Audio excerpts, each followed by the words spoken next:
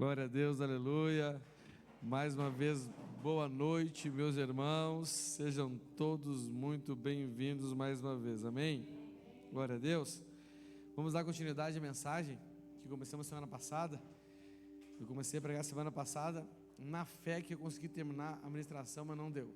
Mas hoje tenho 7 pontos aqui que eu entendo que é importante que você tem que colocar em prática para cultivar a santidade na sua vida, amém? Não sei se eu vou conseguir falar dos 7, não é mais, vamos até, né, a hora que Jesus deixar a gente ir, né?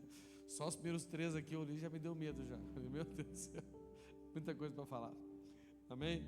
Nós vamos orar, aleluia, vamos orar para o Senhor usar de misericórdia para conosco, amém? Que Ele use a misericórdia dEle para me usar para falar com você nesta noite, e que Ele use a misericórdia dEle para te dar graça para ouvir o que Ele tem para você, amém? Pai, obrigado, Senhor. Nós não merecemos nada do Senhor, Pai.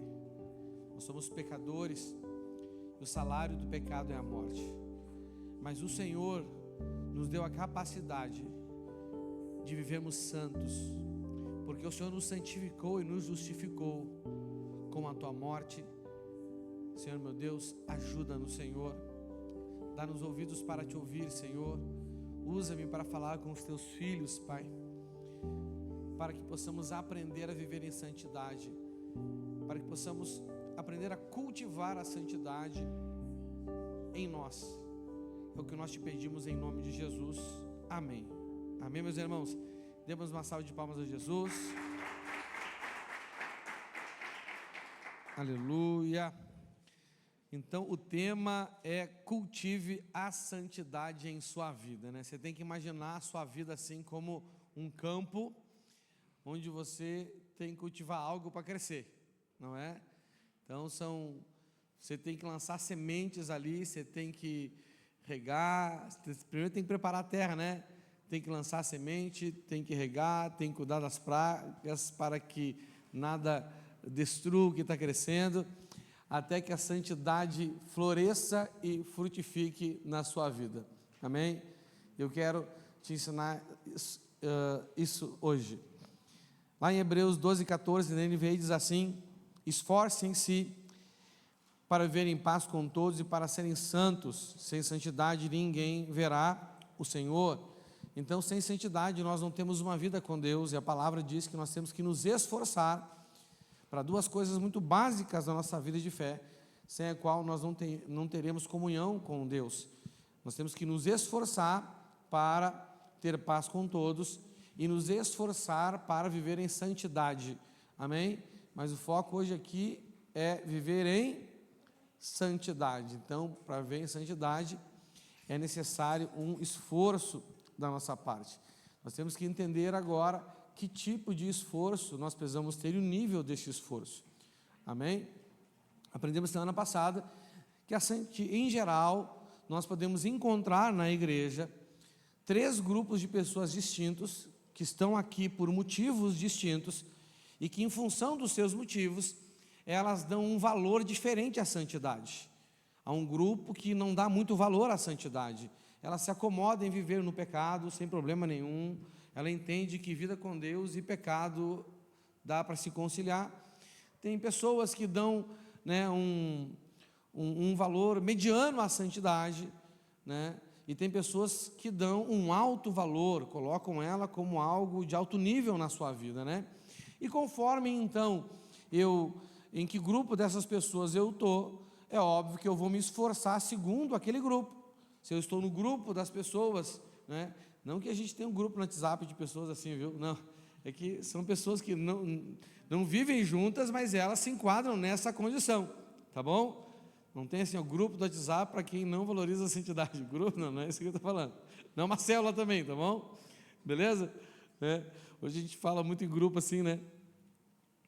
Então, se a pessoa está nesse grupo, se encaixa nesse grupo, é óbvio que o esforço que ela vai empenhar para a santidade é mínimo ou nenhum, sim ou não? Né? Como é que esse crente vive? Deixa a vida me levar, vida leva eu, e assim a pessoa vive, né?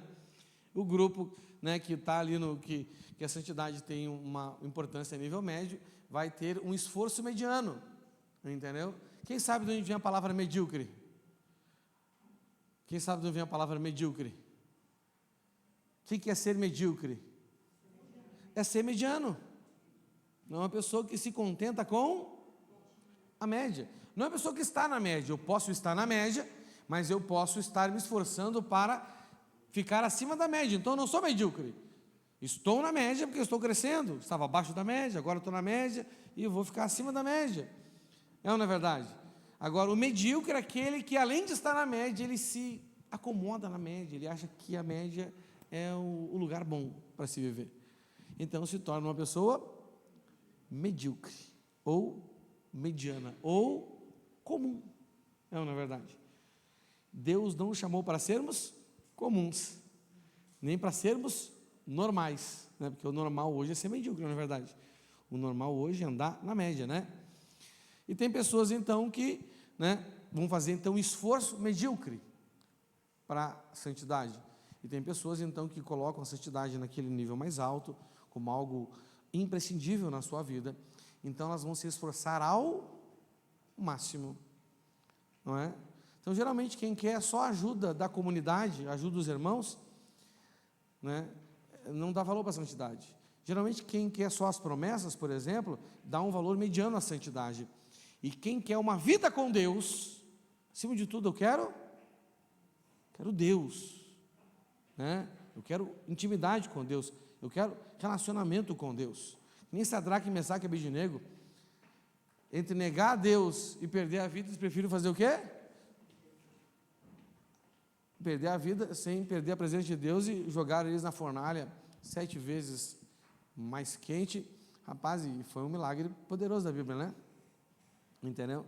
Na minha opinião particular, né, aquela fé deles arrancou de um incrédulo uma das expressões de louvor mais poderosas da Bíblia, mais lindas da Bíblia. Tem muito crédulo que não expressou, não é aquela expressão de louvor que o rei lá, incrédulo, expressou. Pensa, né?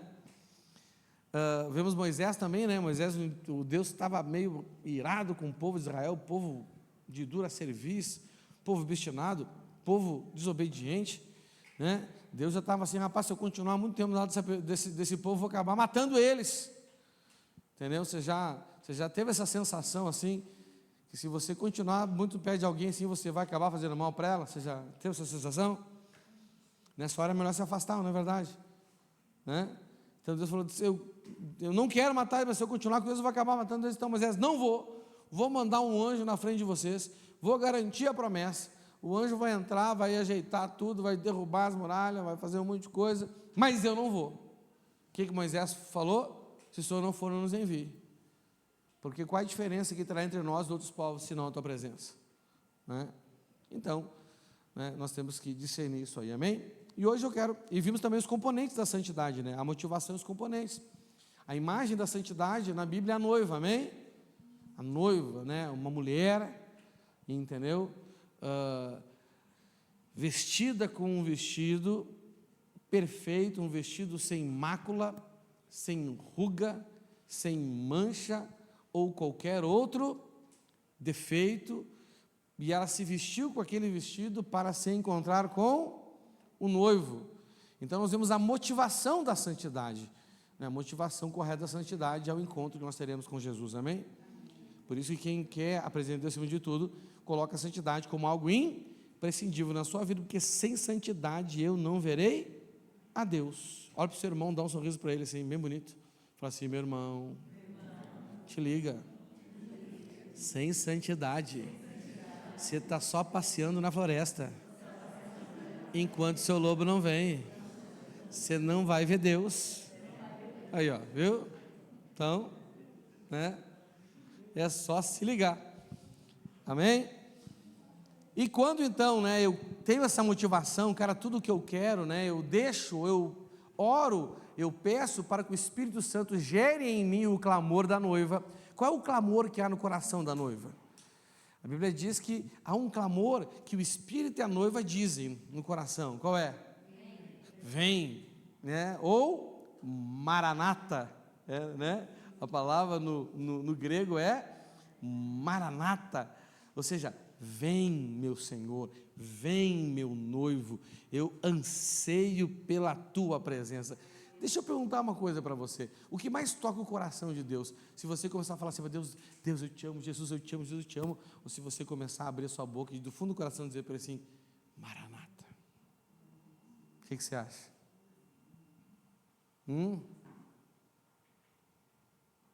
Agora só uma opinião, só o quê?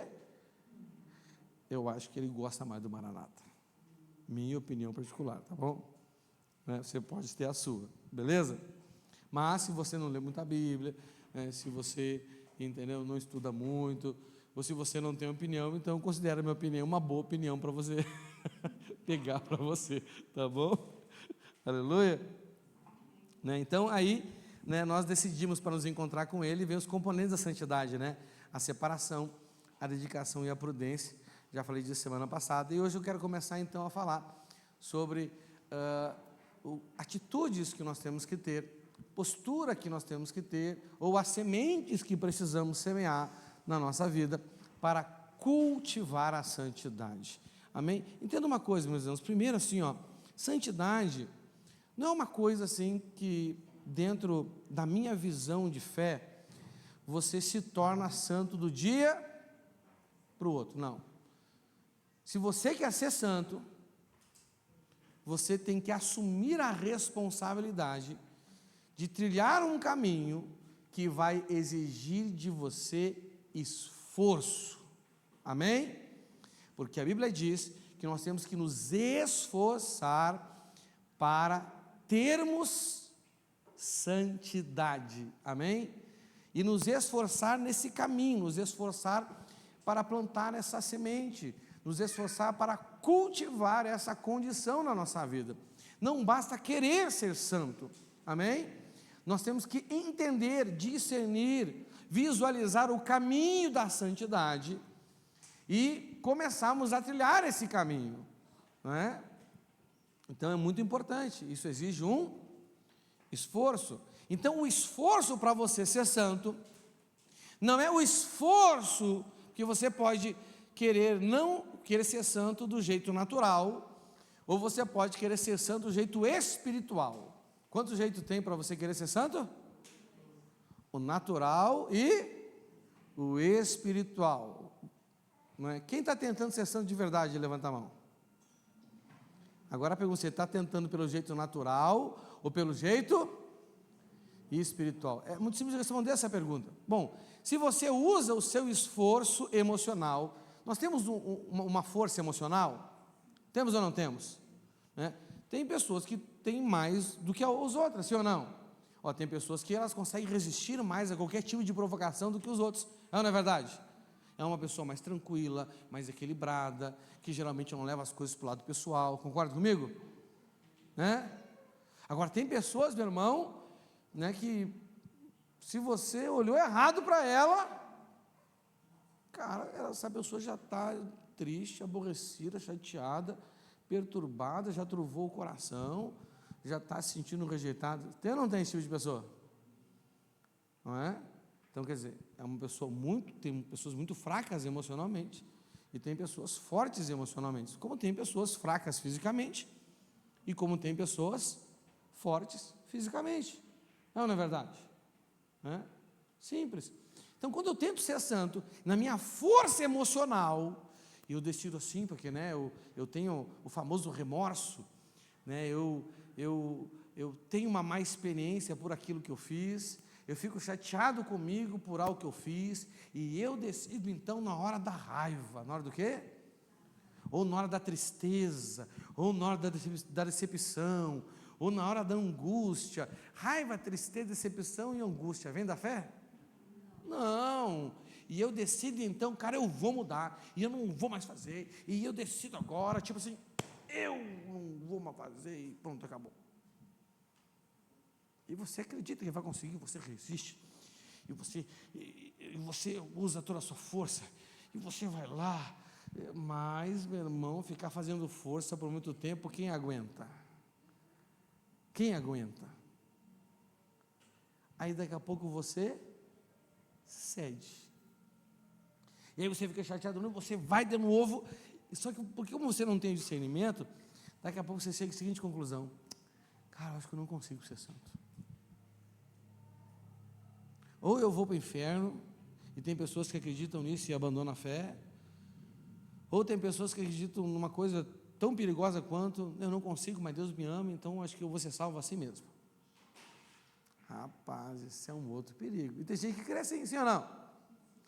Tem gente decepcionada, achando que não consegue ser santa, entendeu?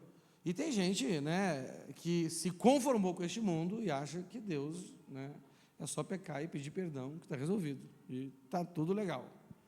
É nós, Jesus, né? Não é assim, né? Ou você pode, então, se esforçar para cultivar a santidade na sua vida. Não é se esforçar para não mentir, não é se esforçar para não prostituir, não é se esforçar para não irar, não é se esforçar para não roubar, não é para se esforçar para não ser preguiçoso, é se esforçar para coisas espirituais, atitudes espirituais que vão cultivar em você a santidade. Você está entendendo a diferença? Aí você está se esforçando, é um esforço espiritual, não é um esforço emocional. Amém? Uns se esforçam na carne e outros se esforçam no espírito. Então é muito importante você então, né, buscar esse esforço, que é um esforço espiritual. E o primeiro esforço, ou a primeira semente, ou a primeira atitude que você tem que ter para cultivar a santidade na sua vida, é você se esforçar para edificar a sua fé. Anota aí. Primeiro, número 1, você precisa se esforçar para edificar a sua fé. Amém? Qual é o contrário de santo? Profano. Né? Então, uma pessoa santa, ela tem atitudes santificadas. Uma pessoa profana tem atitudes pecaminosas. Não é verdade? Então, a primeira coisa, você tem que edificar a sua fé. Porque, meu irmão, tudo na nossa vida, do início ao fim da nossa vida espiritual, se dá pela fé. Amém? Então, você tem que se esforçar para edificar a sua fé. Romanos 14, 23, eu vou ler na NVI, se eu não me engano, diz assim, ó: mas aquele que tem dúvida é condenado se comer, porque não come com fé, e tudo que provém da fé tudo que não provém da fé é. Então olha só, aqui o apóstolo Paulo está falando sobre a questão dos alimentos naquele tempo, mas não importa para a gente agora o contexto, né? O que importa é que Paulo está dizendo assim, né? Gente, não adianta ter uma lista de alimentos que pode ou que não pode, não é? O apóstolo Paulo até fala: quem é forte na fé come de tudo. Quem é forte na fé não faz diferença de dias, mas quem é fraco na fé não come de nada e não come qualquer coisa, e faz diferença entre, né, os dias. Mas ele aplica um princípio nessa explicação, e ele diz então que tudo, tanto ali que na tradução tem um ponto e vírgula. Tem o quê? Tem um ponto e vírgula, não tem só uma vírgula. Vai fazer uma separação específica, mais contundente daquilo que ele está falando. Quem lembra disso nas aulas de português chata que você tinha? Aleluia? Glória a Deus, né? E tudo então, ele está dizendo, quem duvida, né, ou quem não sabe o que fazer, vai pecar, mesmo que não seja errado, porque aquela atitude que ele teve, não foi uma atitude que veio da fé, não é? Então olha só, se você é uma pessoa que não edifica a sua fé, e quando você vai fazer determinadas coisas, você não encontra, né, um princípio bíblico que respalde aquilo ali, e você não consegue responder para você mesmo ou para os outros, por que você está fazendo isso, não é? Tem pessoas, irmão, que ficam até bravas comigo, me acham, elas não dizem isso, né? Mas elas me acham chatas na Bíblia, que eles falam assim, mas uns me chamam de pastor, outros de missionário, outros de César, né? Cada um me chama de um jeito, né? Conforme o nível do relacionamento, entendeu? Mas, tudo é Bíblia? Cara, por que tudo é Bíblia? Porque tudo que não vem da fé é pecado. E qual é a base da nossa fé, meu irmão? Ou seja, a base da nossa fé é a Bíblia, sim ou não? Sim ou não? Sim. Então, se eu faço algo, mas aquilo pode até estar certo, mas eu não sei o porquê, então eu não estou tendo uma atitude de fé. E o que não vem da fé é. Então isso quer dizer, quanto menos você cultiva a sua fé, ou quanto menor é a sua fé, e não é por falta de fé que você vai deixar de tomar decisões, de dizer e fazer e falar, e escolher, e decidir, e planejar, é ou não é verdade? E reivindicar, e cobrar, e agradar, sim ou não? Você vai fazer isso com fé ou sem? Então isso quer dizer que quanto menor for o tamanho da sua fé, mais pecado você comete diariamente. Porque o que você faz não vem da fé. Entendeu? Por que você fez isso?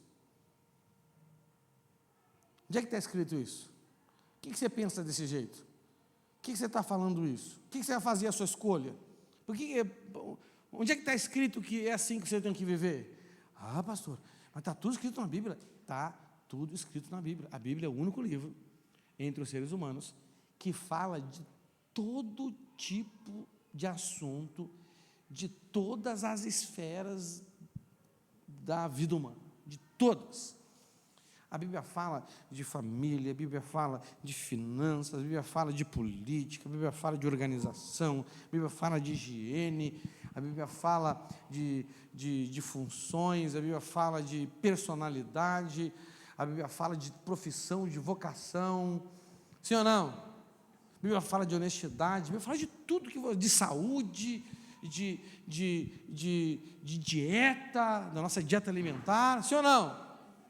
A Bíblia fala exatamente de tudo, absolutamente tudo, amém?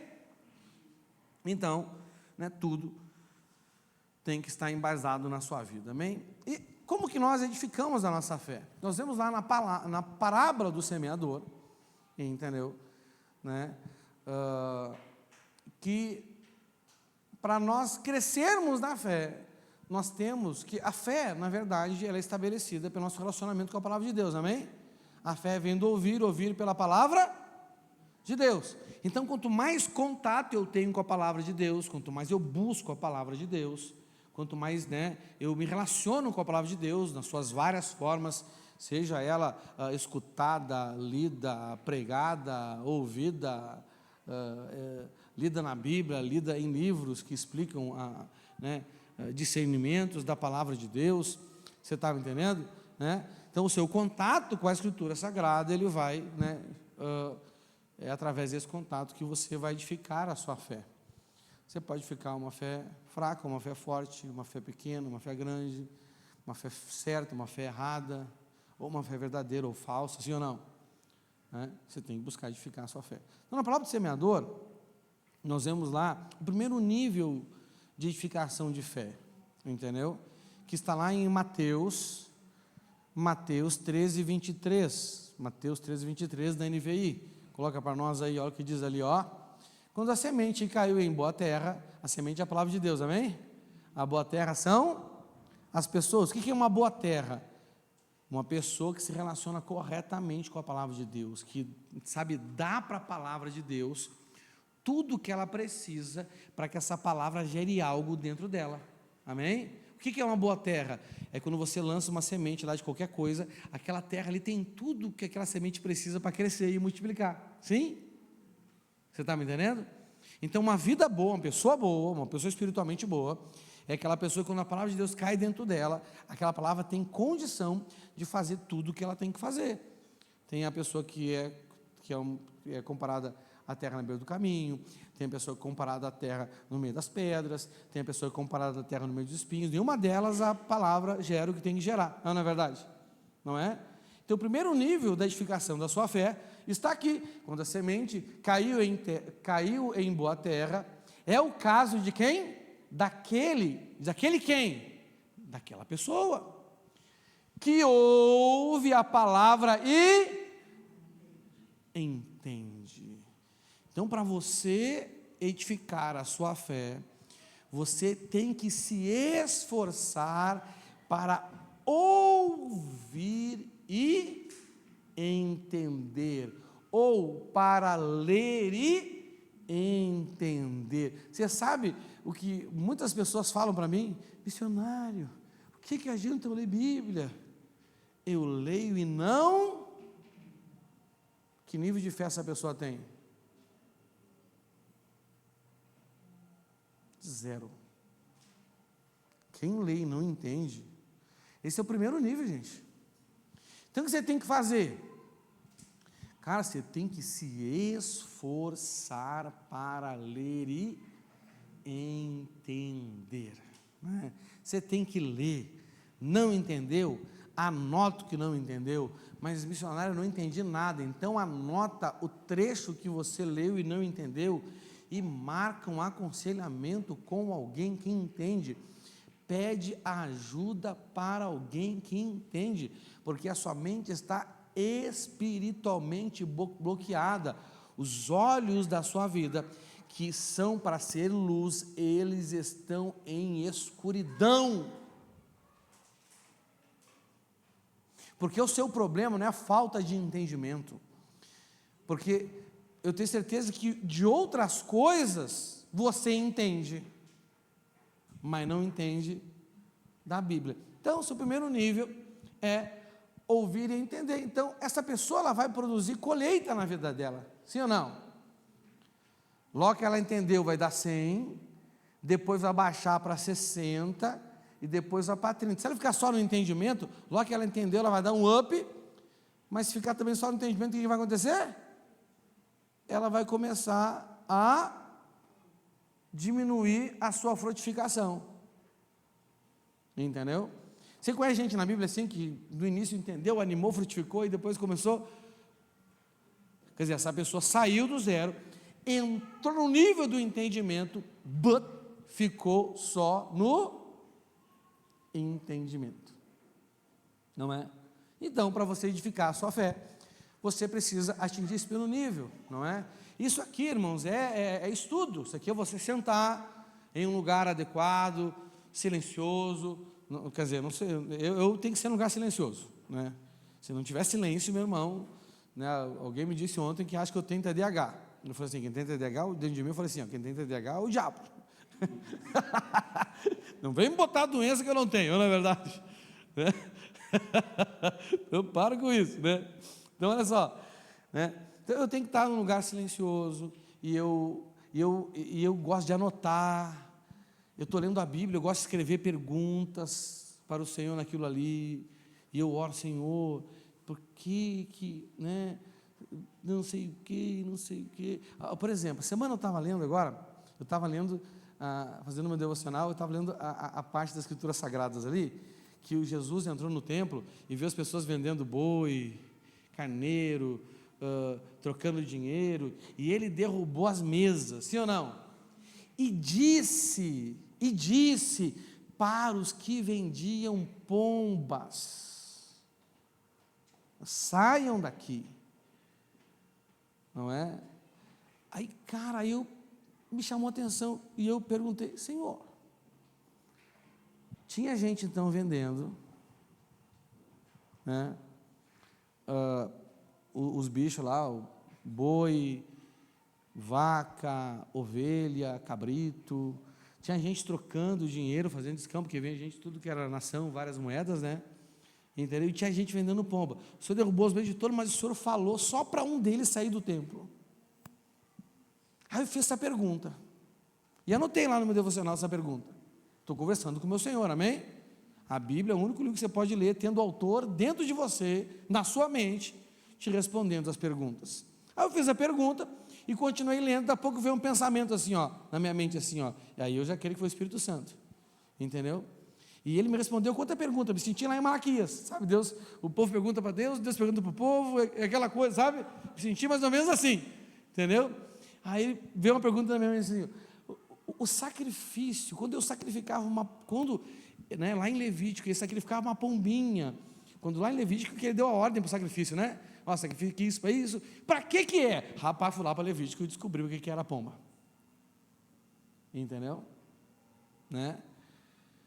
Aí, meu irmão, aquela coisa toda, sacrifício para pureza, né? Uma cerimônia de purificação. Eu não tenho a resposta completa, mas eu tenho a ver que eles estavam ali comercializando algo que tinha a ver com fazer o povo se sentir puro, e talvez não estava puro. Você está me entendendo? É aquele evangelho facinho hoje, que você vai num culto e você sai de lá sentindo santo. Sim ou não? Você vem aqui e você sai sentindo como? Pois é. Mas você vai, tem determinada mensagem que você escuta, meu irmão, que você só falta assim, rapaz, você é alguém, vai me dar uma auréola na saída. Rapaz, porque pensa num cara santo, sou eu, não é verdade? Né? Misericórdia, né? É o evangelho do triunfalismo, né? Você é vencedor, você pode, você é forte, Deus é contigo, e você e sai de lá animado, chega em casa, a desgraça continua. Mas é outro assunto, né? Eu não prego sobre isso. Mas vamos lá. Então, o que eu estou buscando? O que eu estou buscando? Gente, esse ano, 24 anos de crente que eu leio a Bíblia, e eu nunca tinha feito essa pergunta para o Senhor. O que eu estou fazendo? Edificando a minha fé. O que eu estou fazendo? Edificando a minha fé. Você está me entendendo? Amém? Segundo nível da fé, não é? Está lá em Marcos 20, é ouvir, olha o que diz ali, vamos ver, Marcos 20, aos que foram semeadas em terra boa, são aqueles que ouvem a palavra e a aceitam, ou praticam, ou recebem. Então, é um verbo que pode ser traduzido no português, pelo menos para essas três palavras, ou eu aceito, ou eu pratico, ou eu recebo. Bom, uma coisa é eu entender, agora eu li, eu entendi, é isso aqui mesmo, tirei dúvida para ver se eu não estava louco, crendo numa heresia, né? Fui falar com pessoas assim que têm um fruto de conhecimento, então agora está certo, já sei qual é o certo, falta o que agora? Começar a colocar em prática, sim ou não? O que o Senhor nos exorta? Não vos enganem, não sejam somente ouvintes dessa mensagem, mas apoiem mais, se esforcem para pôr em prática, ou sejam operosos praticantes, sim ou não? Ele disse, se alguém ouvir essa mensagem e colocar em prática, Deus vai abençoar ela em tudo que ela fizer. Olha que interessante, essa pessoa então é a pessoa que, eu passei do nível de entender algo, e nós estamos sempre entendendo, porque o entendimento nunca acaba, amém? A palavra de Deus se renova a cada dia, até Jesus voltar, glória a Deus, aleluia, Então agora, aquilo que eu entendi, eu vou fazer o quê? Praticar. Por isso, irmãos, que eu me esforço para explicar para vocês nos mínimos, para que você já possa sair daqui praticando, você já sai daqui num up, já ajudo você no primeiro nível. Não é verdade? É claro que não é suficiente, Você tem que buscar muito mais no Senhor, Imagina só, eu não consigo te ensinar tudo sobre entender em 13, sei lá, olha aí, já falta, irmãos, que loucura. Olha só 23 minutos que eu tenho ainda. O que a gente faz em 3 minutos para ensinar vocês que estão sedentos por entendimento? Não é verdade? Sem Jesus tem poder, chega a dar uma tristeza, eu estou no tópico 1 ainda, nem terminei. E tem 7. Você entende agora a minha angústia aqui nesse lugar? Nossa, Deus, irmão. Entendeu?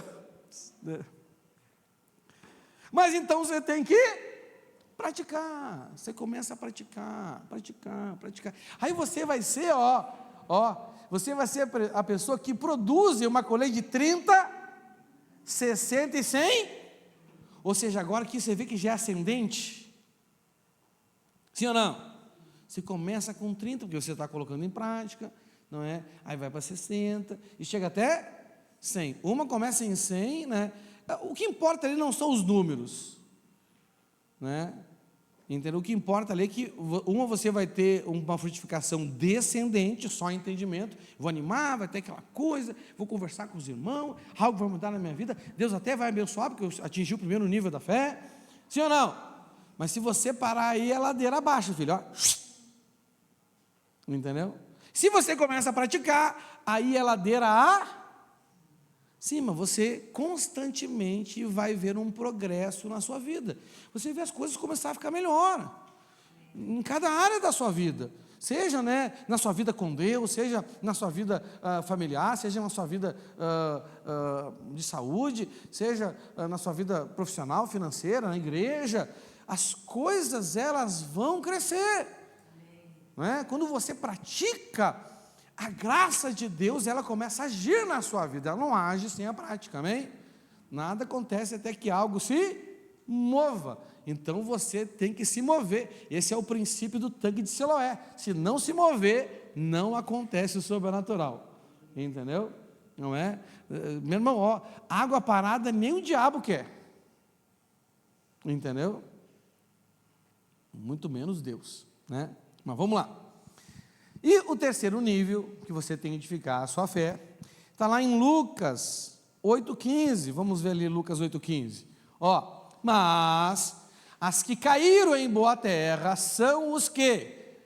Agora aqui já mudou, lembra? Ela entendeu, começou a praticar, então já houve uma mudança no coração. Essa pessoa, porque já entende, porque já pratica, já começou a ver transformação. Então agora ela tem um coração bom e genuíno. Eu gosto de uma tradução que fala assim, bom e obediente. Mas genuíno é fiel, né? Genuíno é fiel, uma pessoa fiel, uma pessoa, né, obediente, entendeu? Coração bom e genuíno. Ouve a palavra e a retém. Cara, primeiro eu entendi.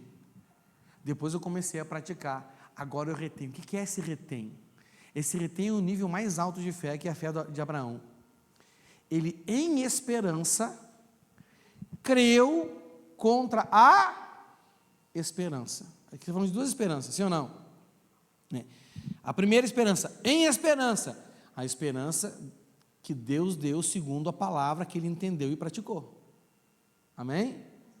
Contra a esperança, ou seja, contra a esperança das coisas que ele via, porque nós vivemos geralmente com duas esperanças: o que nós vemos, o que nós sentimos, o que nós percebemos com os nossos instintos naturais, com os nossos, instinto natural, né? Visão, né? Instinto esqueci a palavra agora, sentidos, olha aí, glória a Deus, aleluia. Queria falar isso, mas não estava dentro de mim, mas não saía. Não, então, o que a gente percebe com os nossos sentidos naturais, né? São 5 sentidos, né? A visão, a audição, olfato, paladar e tato. Pá! Às vezes a gente tem vontade de sentir aquela bochecha assim, né? Pá! Na palma da mão, só ver se a pessoa se liga, né? Quem tem essa vontade assim além de mim? Rapaz, eu cheguei a me coçar às vezes, para fazer assim, Jesus, deixa eu sair de perto. Pá, na bochecha assim, para ver se liga. Você está me entendendo? Fez criar juízo um pouquinho, né? Aí ecoa na minha orelha assim aquele provérbio que, né, o castigo no corpo tira a estultícia da vida da gente. Tira, né, a estupidez, tira como é que é? Fala aí, filha, fala. Ajuda aí, filha. A Nath está inspirada hoje. Mas esse castigo tem que ser voluntário. Exatamente, né? Então não dá, né? Jesus não deixou eu dar bolacha nos irmãos, mas tudo bem, essa é outra história. Maria, o teu só não edifica a sua fé ainda. Pensa que angústia. Mas vamos lá, e tem agora só 17 minutos. Meu Deus do céu. Cara, estou me sentindo um fracassado hoje aqui. Fiz 7 pontos, estou no primeiro. Vou mandar no esboço, você se vira, tá bom? Porque, por favor, né? Me ajuda aí, né? Então, irmãos, tem a esperança que vem dos nossos sentidos naturais, né? E tem a esperança que vem dos nossos sentidos espirituais. Nós temos as duas esperanças. Essa capacidade de reter aqui é aquela capacidade que, independente da esperança, das circunstâncias que os seus sentidos naturais te mostram, você rejeita essa perspectiva e você fica com a da palavra de Deus. Isso é reter, não abre mão mais. É praticar. É entender, praticar e reter. Amém? Ou seja, cara, isso não sai mais da minha vida. Entendeu? O verbo se fez carne. Você está me entendendo? Aí você edificou a fé. Dá glória a Deus aí. Né? Você pode até tentar dar um rolê no Barigui e ver se cola andar sobre as águas. Hebreus 11:6, entendeu? Sem fé é impossível agradar a Deus, pois quem dele se aproxima precisa crer que ele existe e que recompensa aqueles que o buscam. Amém? Então, gente, sem fé tudo você faz é pecado. Por isso que sem fé é impossível agradar a Deus. Amém? Então, quanto maior o nível da sua fé sobre coisas específicas, então você tem que pensar assim, cara, qual é a minha fé sobre família? Sobre casamento? Qual é a minha fé sobre igreja? Qual é a minha fé sobre pregação? Qual é a minha fé sobre devocional? Qual é a minha fé sobre dízimo? Qual é a minha fé sobre servir na igreja? Qual é a minha fé sobre orar? Qual é a minha fé sobre jejuar? Qual é a minha fé sobre amar o próximo? Entendeu? Qual é a minha fé sobre o meu temperamento? Qual é a minha fé sobre a minha personalidade? Qual é a minha fé sobre o meu caráter? Porque tudo você tem que edificar com base na... Se não for da fé, e quem peca não é santo. Amém? Segunda coisa, então, que você tem que edificar, vamos para a segunda, falta só 15 minutos, aleluia, glória a Deus aí. Segunda coisa, não é, que você tem que semear na sua vida, né, para cultivar a santidade. Então, não é se esforçar para não mentir, é se esforçar para edificar a fé, amém? Entendeu? Esse é um esforço espiritual, é um esforço inteligente. Um esforço que o Senhor vai honrar, vai ajudar. O segundo esforço agora aqui, meus irmãos, é esforço para arrepender-se diariamente. Então nós temos que ter um esforço, nos esforçar para nos arrepender diariamente, né? Então nós temos que cultivar uma vida de arrependimento. João 16, do 7 ao 13, da NVI diz assim: mas eu afirmo que é para o bem de vocês que eu vou. Se eu não for, o conselheiro não virá para vocês, mas se eu for, eu o enviarei. Quando ele vier, convencerá o mundo do pecado, da justiça e do juízo. Do pecado, porque os homens não creem em mim. Da justiça, porque eu vou para o meu Pai, para o Pai, e vocês não me verão mais. E do juízo, porque o príncipe deste mundo já está condenado. Aqui dá uma resposta muito boa para aqueles que perguntam: pastor, por que Deus não mandou Satanás uma vez, acabou com a vida dele? Né? Quem faz essa pergunta é porque acha que o diabo é o grande problema da vida dele, mas não é. Entendeu? E ele é o memorial de que existe condenação. Entendeu? Porque o príncipe deste mundo já está condenado. Tenho ainda muito o que dizer, mas vocês não podem suportar agora. Por que eles não podem suportar agora? Porque ele não tinha ido, o Espírito Santo não tinha vindo, eles ainda tinham uma ideia errada, mesmo seguindo Jesus, eles tinham uma ideia errada sobre o pecado, eles tinham uma ideia errada sobre o juízo, e eles tinham uma ideia errada sobre o que mais? Sobre a justiça. Pecado, justiça e juízo, é nessa ordem: pecado, justiça e juízo, não é? E você, eu não posso falar para vocês agora, eu tenho muito para dizer, mas como vocês não receberam o Espírito Santo, como vocês não se renderam a Ele ainda, não adianta, vocês não vão entender. Entendeu? Aí ele continua falando assim, olha que interessante. Tenho tenho ainda muito o que dizer, mas vocês não podem suportar agora. Mas, quando o Espírito da verdade vier, fala assim, Espírito da verdade. Ele é o Espírito de Cristo, Ele é o Espírito Santo, mas Ele também é o Espírito da verdade, amém? Aleluia. Por que Ele é o Espírito de Cristo? Porque Ele quer formar em você o caráter de Cristo. Por que Ele é o Espírito Santo? Porque Ele quer fazer de você uma pessoa santa. Por que Ele é o Espírito da verdade? Por quê? Olha o que está escrito aqui, né? Ele os guiará a toda verdade. Não falará de si mesmo, falará apenas o que ouvir e anunciará a vocês o que está por vir. Bota aí o João 16:8, Maria, na NTLH, por favor.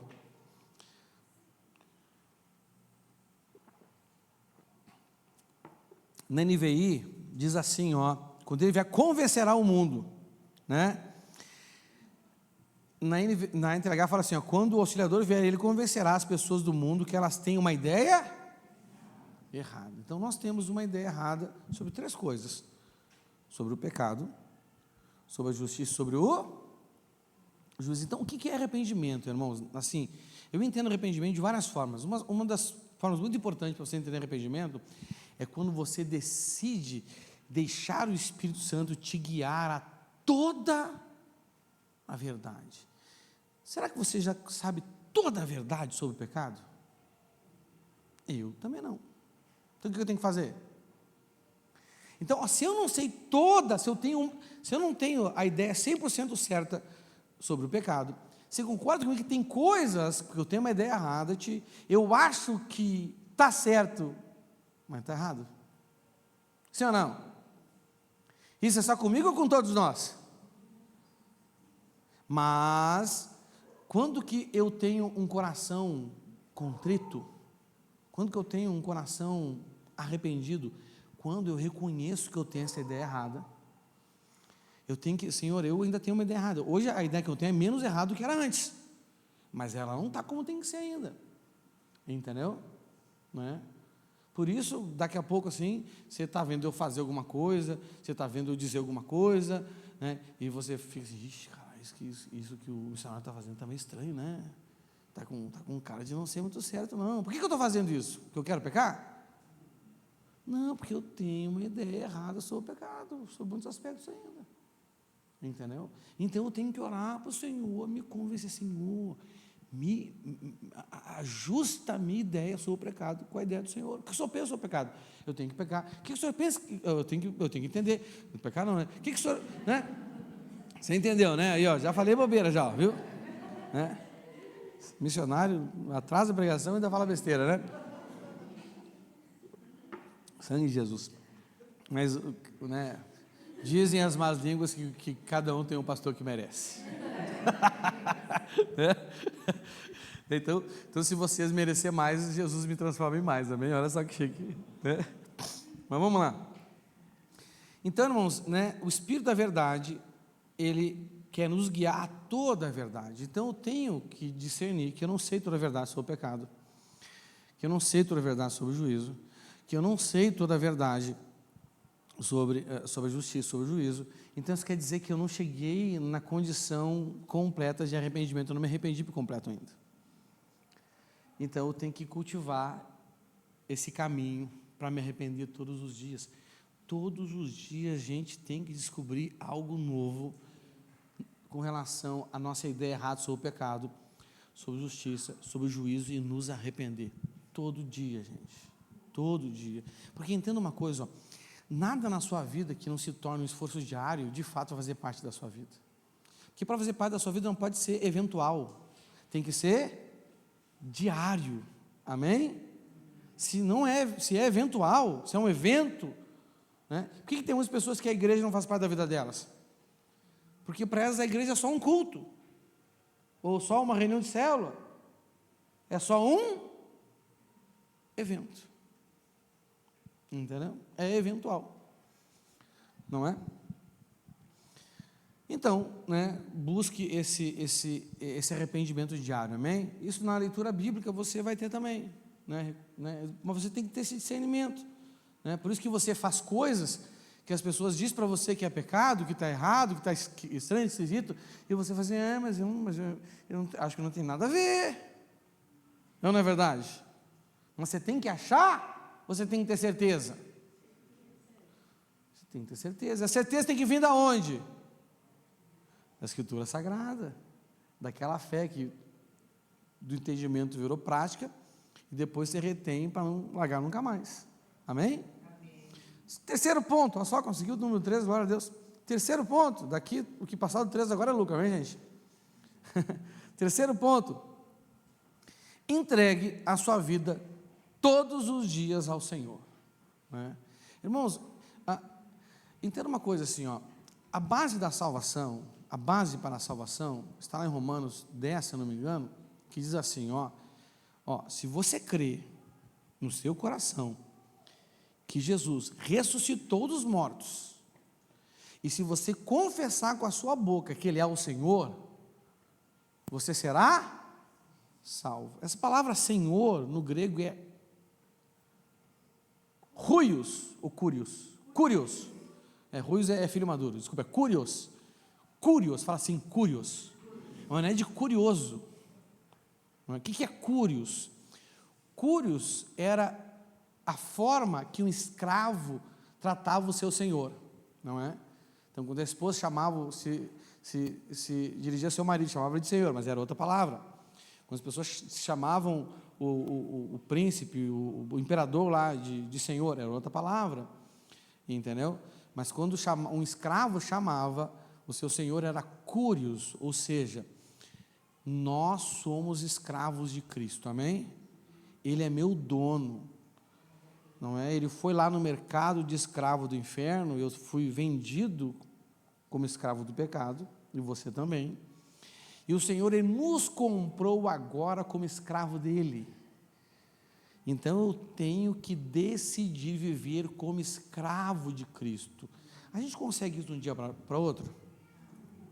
Não. Tem muitas áreas da minha vida que eu identifico que eu não estou escravo dele ainda. E você? Tenho certeza, se você for fazer, né? Então isso quer dizer que a minha salvação ainda não está completa. Entendeu? A Bíblia conjuga a salvação em fui salvo, estou sendo salvo e serei salvo. Não é? E nós estamos andando, isso dá uma dinâmica. Fui, sou, estou sendo. Amém? Fala assim, fui. Quando isso aconteceu na sua vida? Quando você reconheceu Jesus como Senhor e decidiu fazer parte da igreja.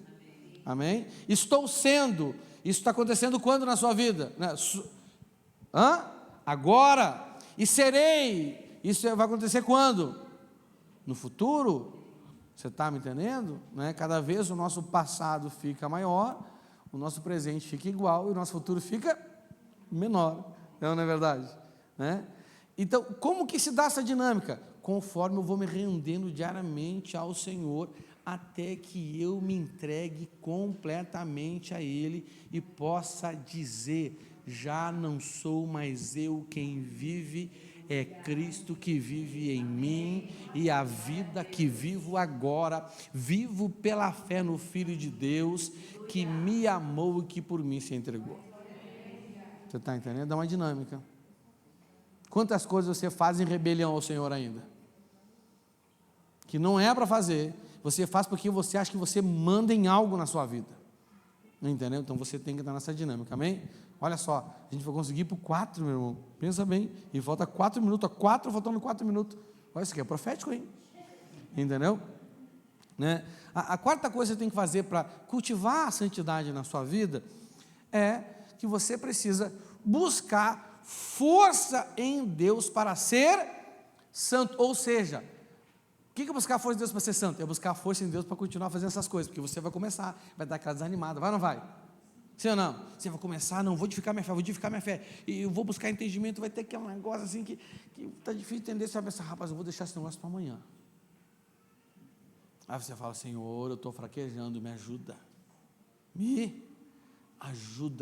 Eu vou deixar para marcar aconselhamento com o meu líder, com o meu pastor, só para o mês que vem, porque esse mês está muito complicado.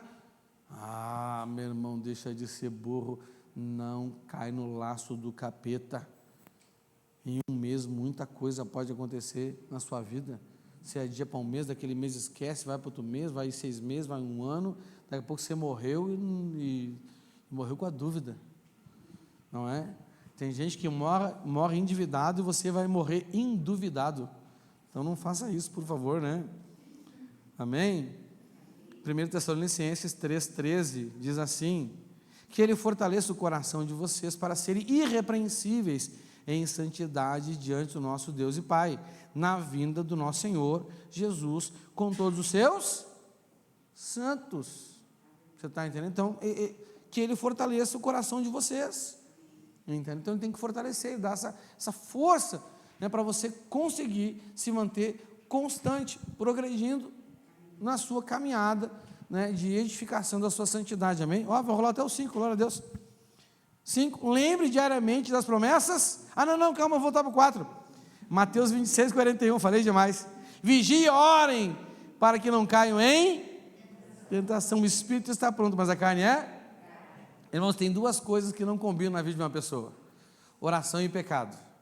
Até por um tempo assim, elas podem coexistirem. O que vai determinar qual você vai abrir mão primeiro? Se você abre mão da oração primeiro, o pecado continua. Se você não abre mão do pecado, ou se você não abre mão da oração, cara, o pecado não aguenta ficar ali, o pecado vai vazar. Não é só orar, Senhor, não deixe que eu seja tentado, é ter uma vida de oração. Ore, não é assim, ore e peça para que você não seja tentado, também vale esse tipo de oração, mas ore para que você não seja tentado, entendeu? E tem gente que fala assim, eis que diga, filho meu, tu estás sendo muito tentado, porque Deus manda te dizer que Ele tem um plano grande na sua vida. Rapaz, isso é um baita de um pitonizo, de uma pitonisa, profecia do inferno, que não tem base bíblica nenhuma. Quem é tentado porque não ora. Quem é tentado porque é atraído e é enganado pelos seus próprios maus desejos, porque Deus tem plano grande para todo mundo, porque todos nós somos filhos dele, e Ele ama a gente, ama pra caramba, ao ponto de dar o seu único filho.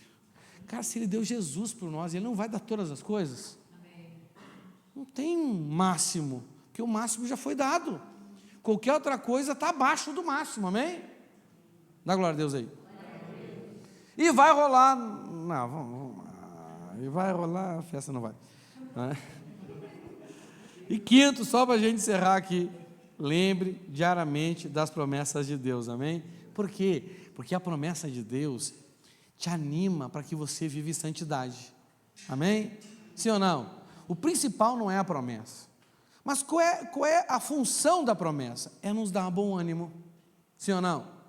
Não é? E olha o que está escrito ali, né, no 5º ponto, em Hebreus, em 2 Coríntios 7,1. Amados, visto que temos essas promessas, purifiquemo-nos, amém?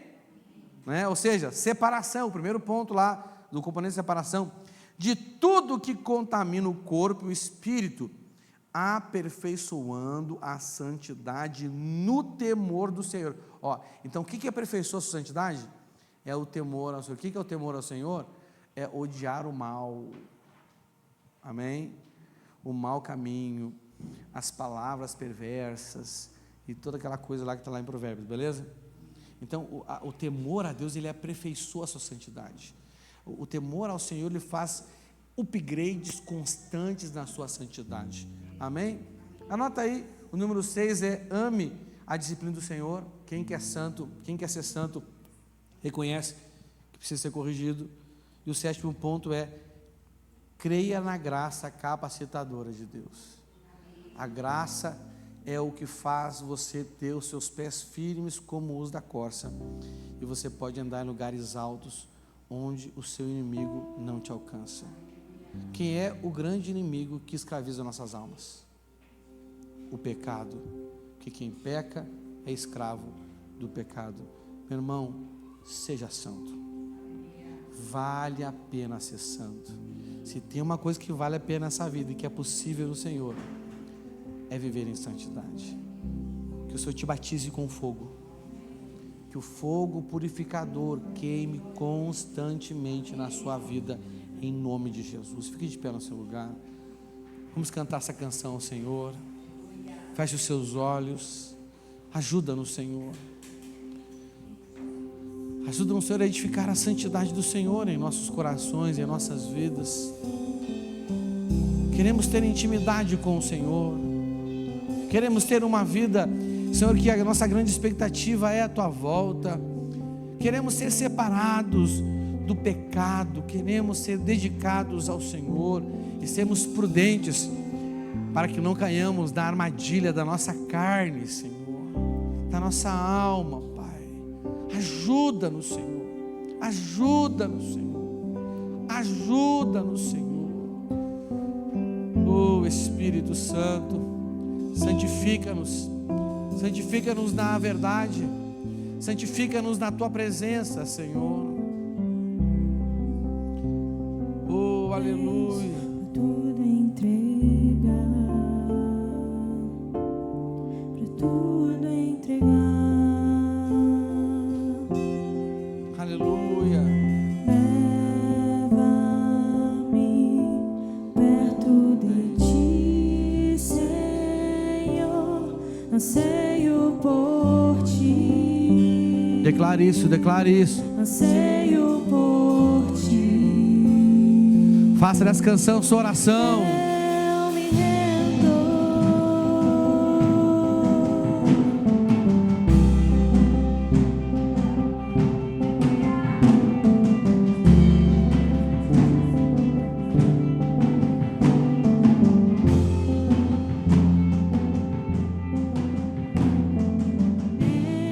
Enche-me da graça e do Teu amor.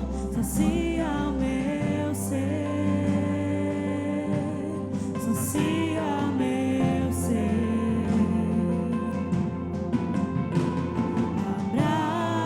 Abraça-me, ouve o meu clamor, fala pra mim, fala pra mim. Eu me rendo,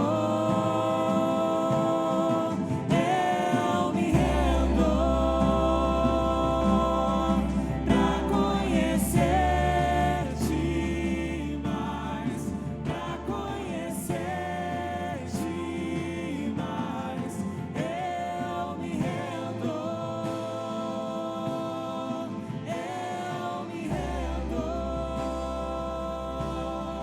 pra conhecer-te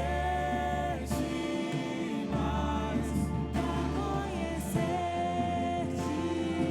mais.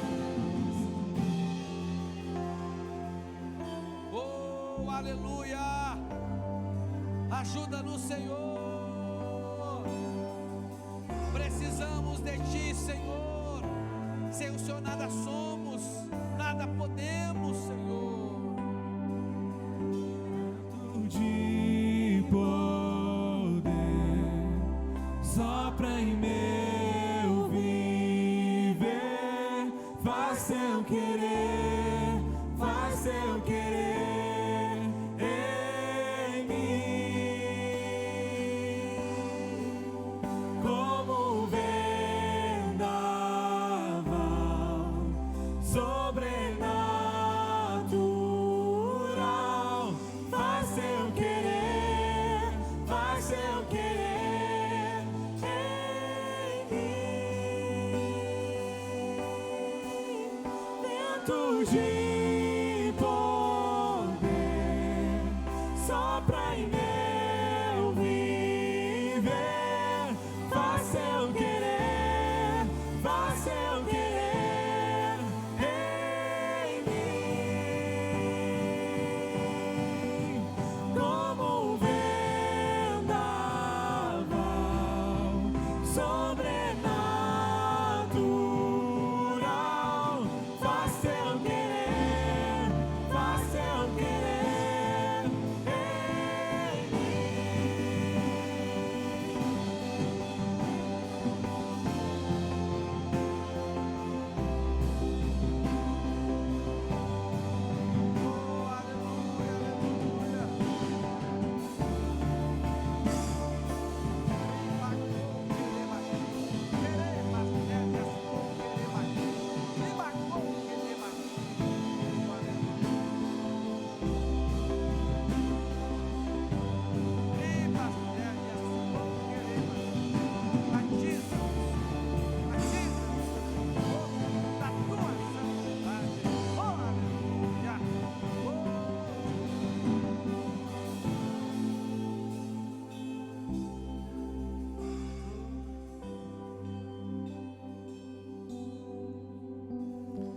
Obrigado, Senhor.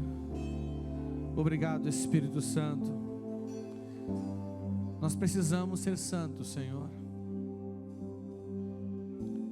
Coloque esse desejo em nosso coração, Senhor. Ajuda-nos, Senhor, a ser como os da casa de Zadok, Senhor. Queremos ser santos, santos ao Senhor. É o que nós te pedimos em nome de Jesus. Amém, amém. Dê uma salva de palmas ao Senhor. Aleluia.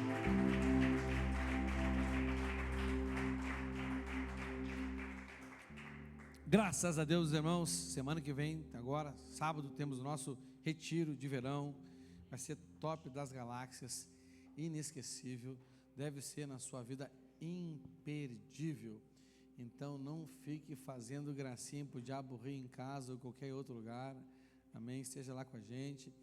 Vão ser 3 dias onde teremos momentos de muito louvor e adoração, piscina, brincadeira, não é? Muita coisa boa. A gente vai rir bastante dos irmãos. Sempre tem irmão engraçado, não é verdade? Entendeu? Né, Igor? A gente ri bastante. A Celina sempre cai, não é? Isso é verdade. Até hoje não teve nem encontro que a Celina não dá uma resbalada, né? Entendeu? A força da gravidade assim atrai ela. Eu acho que Newton gosta da Celina. Já tem o nome do cabra já, é Newton o nome dele. Irmãos, né? Se esforce para estar conosco, amém? Nós precisamos da sua ajuda. Olha, presta atenção no que eu vou falar aqui, ó. Nós precisamos da sua presença para viabilizar o retiro. Se muitas pessoas não forem, vai ser inviável ele. Então precisamos da sua ajuda para viabilizar o retiro, amém? Na chácara nós pagamos 50, o mínimo é 50 diárias e tem até agora 32 pessoas inscritas. Falta 18 para viabilizar o encontro, o retiro, tá bom? Então nos ajude aí. Deus te abençoe. Não saia sem me dar um abraço. Nosso culto está encerrado.